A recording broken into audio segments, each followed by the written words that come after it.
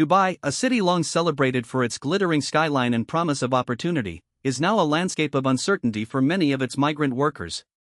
This week, I walked the streets in a heat that pushed the thermometer to 100 degrees. I came across Joy Vivanta's name scrawled on a public notice board, a domestic worker from the Philippines, 44. Her eyes flicked to the new postings as if searching for a lifeline. She told me she's been doing the same private outreach for the last 4 months, contacting strangers offering her services as a nanny or maid, but never getting a response. It's not just a personal story of joy, it's echoed by dozens in the city. The conflict that erupted a few weeks before what the world has been calling a US-Israeli war with Iran has started to ripple across the Gulf. Employees in Dubai are being laid off or seeing salary cuts as the downturn in economic activity takes hold. Many employers are turning away from migrant workers, who have been the backbone of the service sector and household support for decades.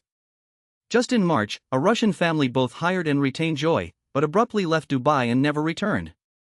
They never even gave a notice, so Joy lost her income overnight.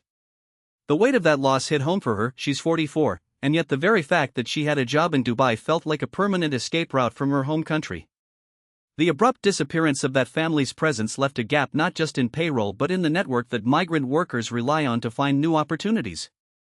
The picture that has emerged is grim: domestic workers, cleaners, security staff, delivery drivers, teachers, and countless others find themselves scrambling for work as hotel chains and homes tighten their budgets. The selling point that once drew them, wages that far outpace salaries back home, has begun to wane. Now, many are faced with the reality of lower wages or bigger gaps in employment. The pervasive heat that defines Dubai only adds to the strain. Workers who want to approach employers personally for a job outside the formal system find the days and temperatures daunting. What stays clear from speaking with a handful of migrants is the pattern. The war in the region, which occupies the headlines across the West and the Middle East, is not an abstract distance. It is a reality that crosses borders into the city where people have come in search of a better future. These workers enter a city of skyscrapers and now find themselves toiling to keep a paycheck from slipping between their fingers. Without a formal structure to support them, many rely on asking operators in front of grocery stores, on cold mornings, charging them to recruit. The city's economic engine, which seemed to rely on these workers, appears to be sputtering. The migration patterns were once an absorbing force, bringing people from the proxy Philippines, Indonesia, and other Asian and African countries. Now, the Fed's move to raise rates to combat inflation and ongoing global uncertainties will further strain.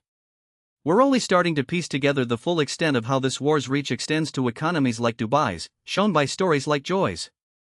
It's a stark reminder that conflicts, no matter how geographically separated, can ripple outward and profoundly alter lives.